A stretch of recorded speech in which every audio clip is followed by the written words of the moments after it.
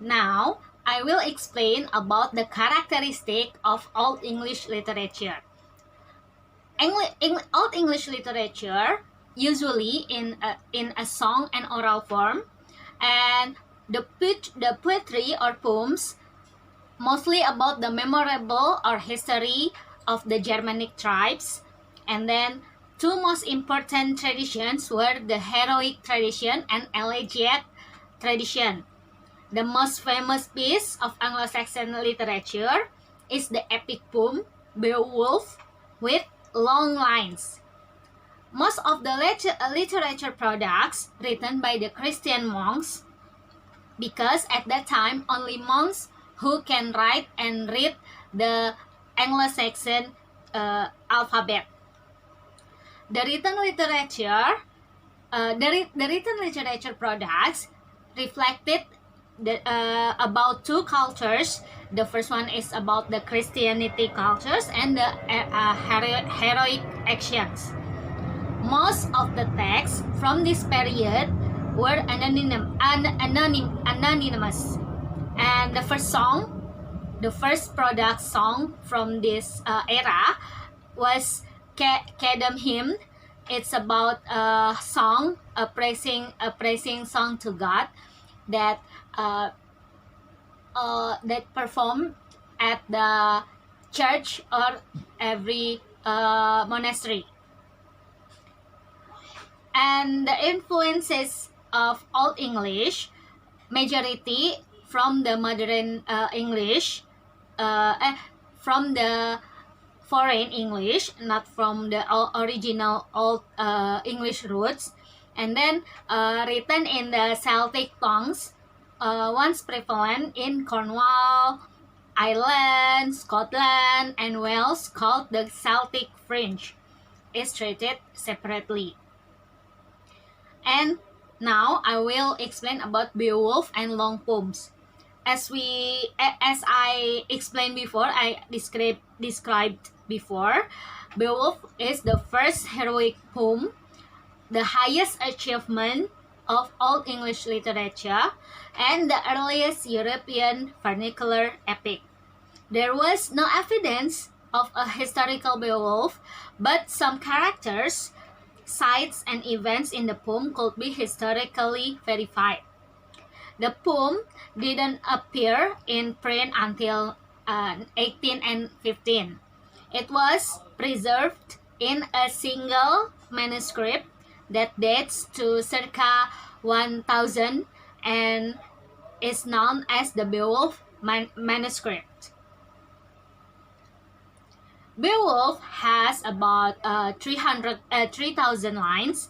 It's a story about a brave young man from southern Sweden, and he was helping Hrothgar, the king of Danes that time, to defeat a terrible monster called Grendel from attacking the people of his kingdom.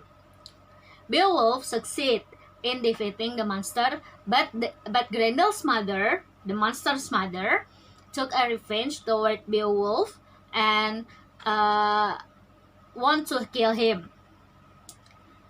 In the end, Beowulf finally could kill the mother of the monster, but then after 50 years passed, the same story happened, and there was a dragon who can breathe fire that attacked the people in Beowulf kingdom that time, and he finally come back to war with the monster, with the dragon, but unfortunately, from this war, from this fight, he was hurting himself, and finally, Beowulf died. And his people, Wigolf, that time, finally have a statement story and poem that reminding him and the people at that time about how heroic Beowulf to defend them. And since then, uh, Beowulf is a poem that remind people to about how Beowulf died as a hero. Most of English poems actually had long lines because they were about real battles and heroes that they heard the story from their old generation.